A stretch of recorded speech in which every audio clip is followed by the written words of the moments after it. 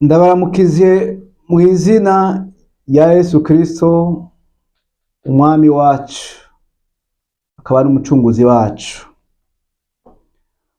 Ndabaye kaze kandi muri umwanya wo gusangira ijambo ry'Imana. Wewe wagiriwe ubuntu kuba ukiriho, kuba ukiri muzima, n'ubuntu gusa wagiriwe. Rero uyu mwanya ntupfisha ubusa, reka dusangire amajambo y'Imana. Tubanze dusenge Imana. Mana Data wa twese uri mu ijuru, izina ryawe ririhabwa icubahiro. Ndagushima kandi kongeye kumpa kano kanya ugusubira kuvuga ijambo ryawe, kuvuga ubutumwa bwiza.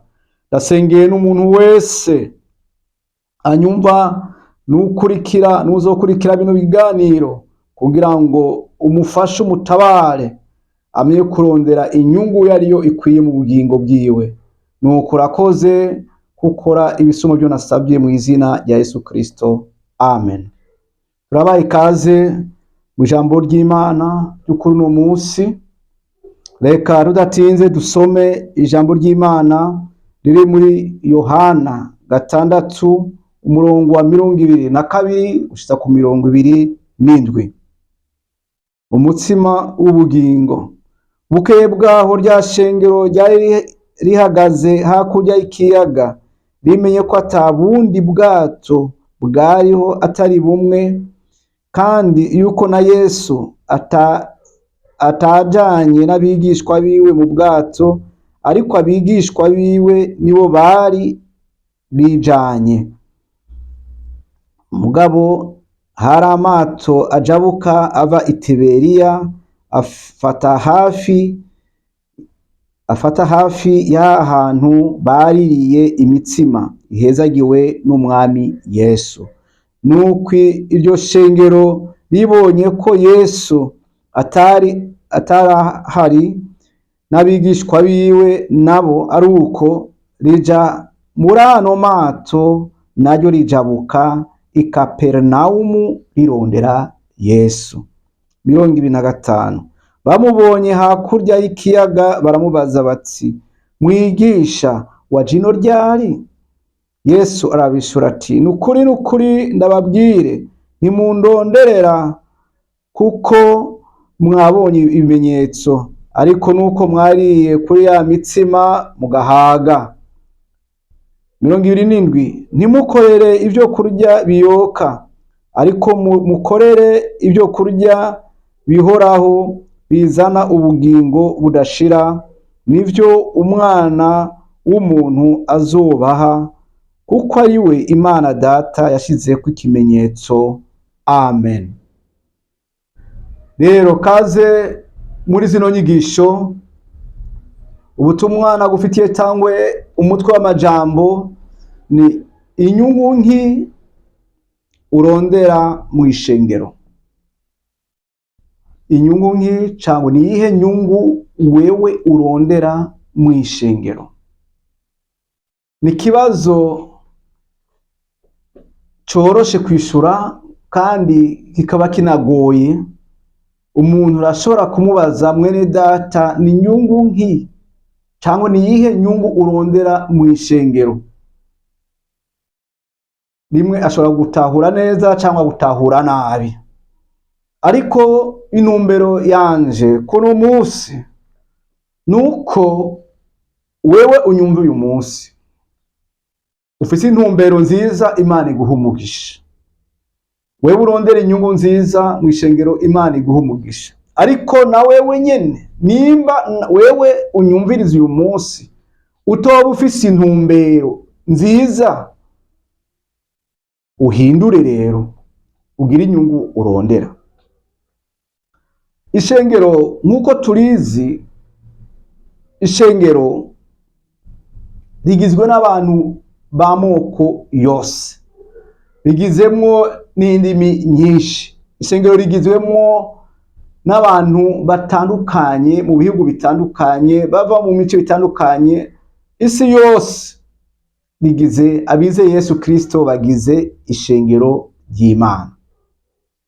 Rero mw'ishengero ko hagizwemwo n'abantu benshi, niko mu ishengero harimo imice myinshi, ariko siyo tugiye kuvuga uyu munsi. Ariko ikintu tugiye kuvuga uyu munsi ni ukugira ngo umuntu ashobore kwitandukana kuba mu isengero no kuba mu ishengero ry'Imana. Kuba mu isengero ni inyubako, ishengero rishobora kuba ari idini. Turazi amazina menshi amashengero afise, ishengero fizike cyangwa inyubakwa, bamwe bituko abandi buko, natwe turabapentekote, abandi barabaki, abandi baki, amazina menshi. Amasengero ni menshi abantu baza gusengeramwo, ariko ishengero rya Kristo ni rimwe isi yose nzima. Imana ishimwe cyane. Nuko rero ukuntu abantu baza gusenga, hari inyungu zitandukanye abantu bafise cyangwa bagira, kandi ngo tuzi ko umuntu mu kamere kiyo kubaho, umuntu wese arondera inyungu mu kubaho. Uravye mu buryo bwose, uravye umurimyi agenda atera ibiharage, atera ivyema, imbuto zose yari yose atera ayitera mu kuzimu, atari uko yayihebye, ariko azigamwo kuzokuramwo inyungu isumba ivyo yateye. Nuko ari n'umukozi wa leta, ari n'umukozi asanzwe, nawe nuko akoresha ububasha afise, capacity afise, cyangwa ivyo yigiye, ubumenyi, ubwenge, entreprise cyangwa abamukoresha bakamuha akazi kugira ngo nawe bakoreshe barabe mu vya bindi yize. Ari umukontable, abazi ivy'amakonti, abazi byinshi cyane. Urumva umukozi wese bamuha akazi kuko aba afise icyo akora. Naho umuntu wese aja kurondera akazi ariko yipfuza kuzoronka umushahara. Uyo mushahara rero ni inyungu yiwe abagiye kuronka. Mpaye ndavuga kubijyanye n'inyungu, tumve inyungu icarico. Umudandaji nawe nuko, umudandaji afata amafaranga akaza kuyashora akayatanga, atari uko atayakeneye ariko ayakeneye, maze akayatanga akarangura ibidandaza, mu nyuma kandi akaza kandi kubigurisha. Ahejeje kubigurisha kugira agire gute, akaronka mu inyungu. Nukuvuga yuko umuntu wese mu buzima bwa misi yose umuntu arondera inyungu. Rero inyungu ishobora kuba nziza cyangwa mbi. Twebwe nk'abakristo rero hari ukuntu tubaye mu gukorera Imana. Nico gituma navuze umutwe w'amajambo ni inyungu nki urondera mu ishengero. Mu ishengero hari abantu bazanwa n'inyungu zitandukanye. Hari abantu baza mu rusengero kuko bakurikiye imiryango, bakabamwo atari uko bariko baraja mu ijuru, ariko bakurikiye umuryango, bakurikiye umuvyeyi, bakurikiye abakunda. Hari n'abandi baza mu rusengero kubera yipfuza gushika ku ngazi runaka. Umuntu akaba mwarimu atanakijijwe, akazoduga mbere. Turazi n'abapasiteri bamwe baba abapasiteri atagakiza karimwo, kuko yagiye aduga yishakira inyungu. Naje noshika mu rwego runaka byogenda neza, byosobanuka. Umuntu akaduga mu rusengero kubera akeneye icubahiro cyangwa akeneye amafaranga mu ishengero. Turafise cyangwa turazi abantu bafise abantu mwenabo twarababonye, namwe murababona, buri muntu wese yo bababona, kuko Bibiliya ivuga ati muzobamenyera kuvyo bama. Rero hari abantu barondera inyungu mu buryo mwino, abo nabo ni hatari. Abantu bafise bameze mwenuko mu rusengero n'ukugabana bo, kuko nta vy'Imana baba barondera, ivyo koronekara byose vyo koronekara kugira ngo bashobore kuronka inyungu zabo. Ivyopfa byose vyopfa kugira ngo bashikire ku nyungu zabo. Kenshi nibo bantu bakunda kuzana akajagari mu matorero cyangwa mu ishengero. Mu ishengero kenshi hazana akajagari n'abantu mwene abo baba bazanywe no kurondera inyungu, bashitsemo ntibazibone hakacaba ikibazo. Hari n'abandi nabo bashobora kwegereza biwabo umuryango abacuti bakabishira iruhande mu buyobozi bwabo kugira ngo abo bantu babakingire. Imana idufashe cyane kugira ngo abo bantu babakingire. Ariko ijambo ry'Imana riravuga ati muri Yeremiya, reka dusome Yeremiya 17:5. Dusome kuri abo bantu biyegereza abandi, abantu babazi kugira ngo babashe kubakingira. Akaba ari umuyobozi akifuza kuzana abantu muri ekipe yiwe mu burongozi, ariko badakijijwe cyangwa atari imihamagaro bafise kugira ngo bashobore gukingira inyungu zabo. Aba bantu birivuga gute? Uhoraho niko agize, ataravumwe umuntu yishimira abantu akizigira inkomezi z'abari n'umubiri, umutima wiwe ukava kuhoraho. Ujya muntu aja mu rusengero arondera inyungu yizigiye umuntu, cankwe akaba ari umuyobozi yifuza kwizitirira akazana abantu, uyu muntu aravumwe, akaba ariho yizigira, hakwizigira uhoraho. Imana idufashe cyane. Inyungu nki urondera, uyu muntu aba akeneye kwizitirira kubw'inyungu ziwe, si inyungu z'Imana, ariko kubw'inyungu ziwe. Kuko umuntu n'ubusa. Dusome muri Zaburi hatubwira gute? Zaburi 103. Zaburi 103 umurongo wa 15 na 16. Umuntu we imisi yiwe ni nk'ivyatsi, nk'ishugwe ryo ku musozi niko yamuza, kuko umuyaga uricako rikaba rishize, ahantu haryo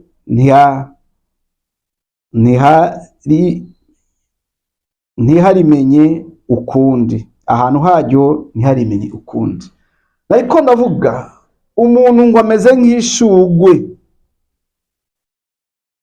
umuntu imisi yiwe ngo ni nk'ivyatsi. Umuntu uwo ari we wese, ari uworoshe ari ukomeye, ngo imisi yiwe ni nk'ivyatsi, niko ishugwe ryo ku musozi niko yamuza,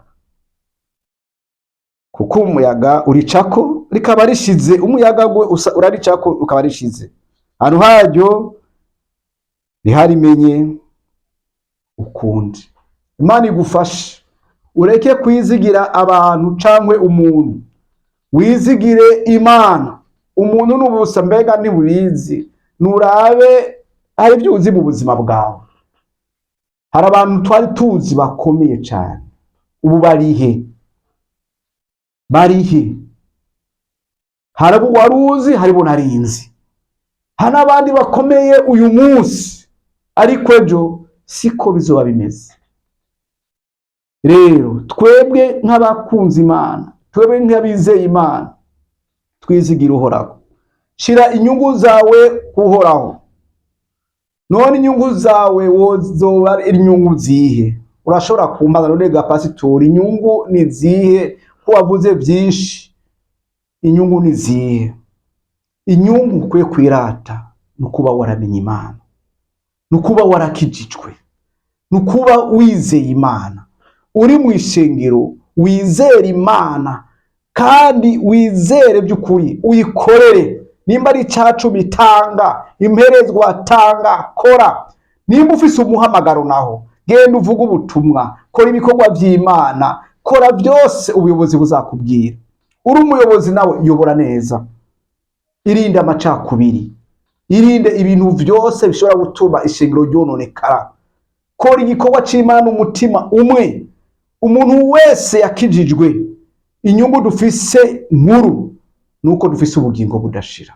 Twari abo gupfa rubi, Yesu aradukiza. Rero tugwanire ubugingo mu gikorwa urimo, aho uri hose nezererwa. Ntuzanwe uri mu rusengero cyangwa mu ishengero kurondera inyungu. Shira umutima wawe ku Mana, izere Imana, inyungu yawe uyirabe mu ijuru. Intumwa murazi zabaje Yesu ngo gutwaye ibyo byose tuzoronka iki? Murazi Yesu yababwiye. Nukuvuga tukiri mu isi, Imana iratuzigama. Imana ntigeze ireka umusavyi wayo basegerereze cyangwa abana babo bapfire mu mihanda cyangwa mu nzira. Imana yamyizigama abayizera iminsi yose, kandi Imana nawe wewe irakuzigama, naje irazigama. Imana ishimwe.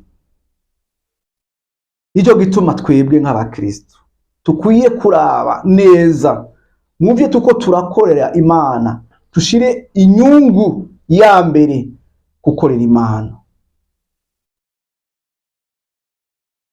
Paulo avuga ati kubaho ni Kristo, gupfa naho ni inyungu. Nukuva tukiriho ni Kristo, tukiriho twizera Kristo, tugakorera Kristo, tukiriho ngaha mu buzima bwacu bwa misi yose ni Kristo. Ni kuyikorera, gukora umurimo w'Imana, igikorwa c'Imana, ukora ivyo Imana idusavye byose, tugakora icyo Imana itugombako. Imitima yacu gaca bugufi, tugakorera Imana. Umuntu wese nuko Imana yamuhamagaye, utarinze kuraba kuri mugenzi wawe, utarinze kurondera inyungu z'umubiri. Imana idufashe, arabayobora, arabayobogwa, twese turi umugeni wa Kristo. Ntihagire inyungu turondera ziwacu. Kurondera inyungu mbi zituma umurimo w'Imana upfa ni ibyago. Turondera inyungu nziza, cyo gituma teme yacu baza mbega ni inyungu nki urondera mu rusengero. Mu ishengero urondera inyungu nki, aho uririmba ni inyungu nki urondera, aho uvuga ubutumwa, aho uri hose ufise inyungu nyabaki. Hari ico wiyumvira gitandukanye n'ubutumwa? Nta yindi nyungu, nta yindi ntumbero iyihishije muri uwo muhamagaro wawe Imana yaguhamagayemo, canke ukavuga ko wahamagaye ufise umuhamagaro ari kinyoma. Imana igufashe cane, Imana idufashe. Ni inyungu nki urondera mu ishengero. Haleluya. Rondera Yesu, izere Kristo kuri ibindi byose.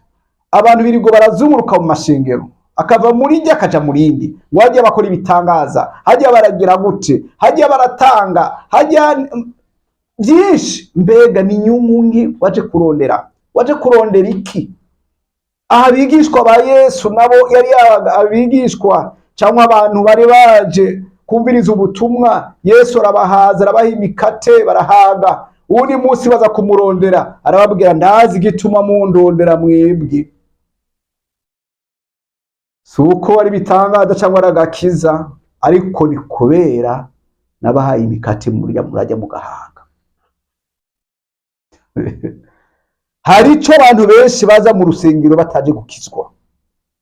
Hari abandi baboneka ko bakijijwe ariko batarakizwa. Ariko ni vyiza kugira intumbero nukurondera inyungu nziza. Hari abandi ngo bamvuze nabi ngo je ndabivuyemo, ngo jewe ngo hariya ntibankunda mve mu rusengero, jewe ibintu byinshi ngo mfise ibibazo nta numwe ndaba, ngo nta numwe aza iwanje, nta numwe ashika mu rugo iwanje. Mbega wakijije kugira ngo abantu baze gutemberera? Wakijije kugira ngo uronke imfashanyo? Wakijije kugira ngo wizere Kristo nk'umukiza maze uzoje mu ijuru? Ureke kuraba abantu, raba Yesu Kristo. Paulo nawe arabivuga ko, reka tusabe mu Baroma 8:18 turangirizaho nyene. Abaroma Abaroma 8:18 tuba turangiza aho nyine. Turabe ibyo Pawulo yandikiye Abaroma. Abaroma 8:18 ijambo ry'Imana rivuga ati: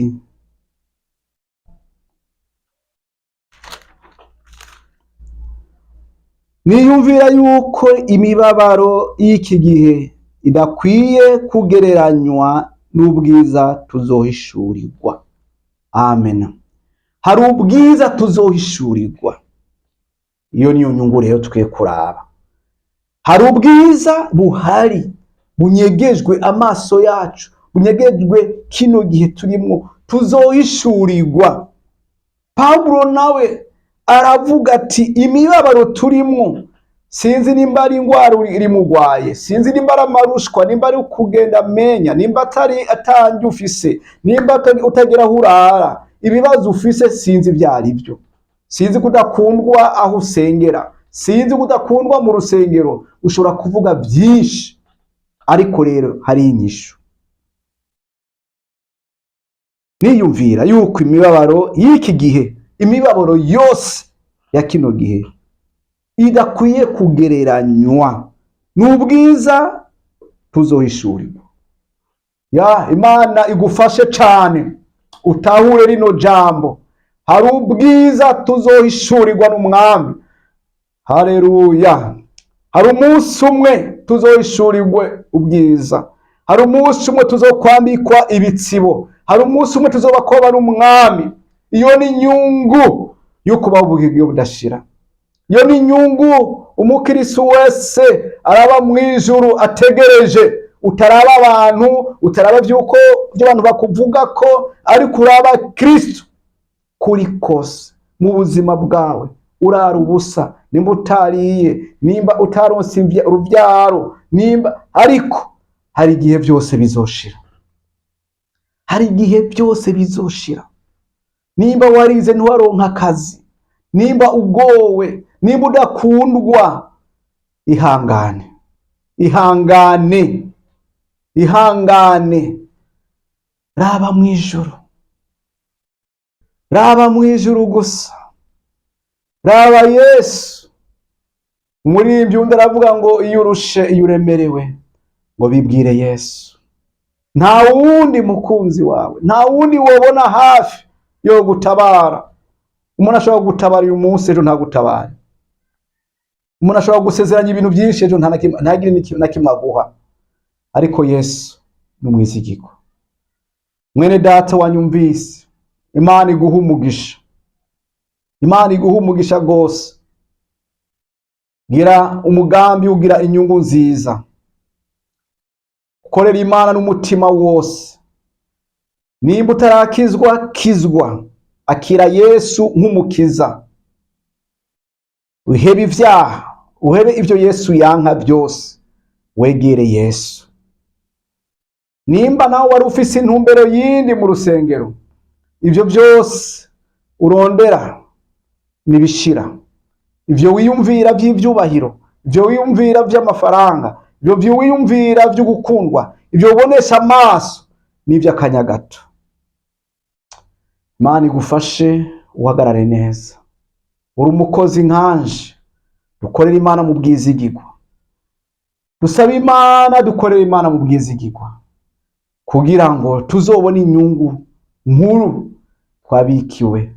Hari byinshi twabikiwe, hari ibikomeye twabikiwe, hari byiza twabikiwe. Abaririmbyi ni mwihangane mu kuririmbira Imana mu bwizigirwa. Abakozi b'Imana, abapasiteri, abungere, umuntu wese aho Imana yamushize, dukorera Imana mu bwizigirwa n'urukundo rwinshi.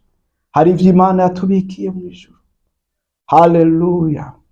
Hari ivyo Imana yatubikiye, kandi umunsi umwe tuzabibona. Imana igufashe wewe wumvise buno butumwa, ugira umwete ukurondera inyungu nziza. Inyungu nziza, inyungu nziza, atari inyungu mbi. Dusenga Imana. Dusenga Imana. Nawe usenga aho uri. Imana idufashe. Nimba uri mu nzira mbi, hindukira uvemwo. Saba Imana imbabazi. Saba Imana imbabazi. ubashe gukora ivyo Imana igomba. Wizigira Imana, wizera Imana. Nimba ugenda neza, Imana iguha umugisha. Gasenga Imana. Mana Data wa twese uri mw'ijuru, ndagushima gose kuno majambo twumvise. Haleluya. Hari vyinshi watubikiye mu bwami bwawe. Nudufashe. Dufashe dukore mu bwizigirwa. Dukorana umwete kari mu bwizigirwa kugeza wa munsi tuzova muri ino si. Dufashe Mana, uzoduherezo ryiza. Fasha umuntu wese ari mu murimo wawe, awukore Mana mu rukundo no mu kugororoka. Kandi n'ivyizigiro vyinshi kuko vyisi biriko birashira. Ya Mana ufashe ishengero ryawe, fasha abera bose. Rabura umuntu nawe yoba atarakumenya, nawe umugendere. Uno muntu akirondera inyungu mu vyisi, ya kirondera inyungu aruzirondera mu gikorwa cawe, umutabare kugira ngo Mana umuhumura amaso. Mpwemu yera abe muri we kugira ngo ahindukire nk'uko wahinduye Sawuli akaba Pawulo. Yiyumvira ko agukorera, yarazi ko ariko aragukorera, ariko araguhiga. Ni benshi baguhiga batabizi kuko batarahura nawe. Abari mu ishengero batarahura nawe Yesu, ubahumura amaso nk'uko wahumuye Sawuli. Ya ubafashe. Nuko urakoze. Mpwemu yera ashikare yigisha gose no jambo mw'izina rya Yesu Kristo. Amen.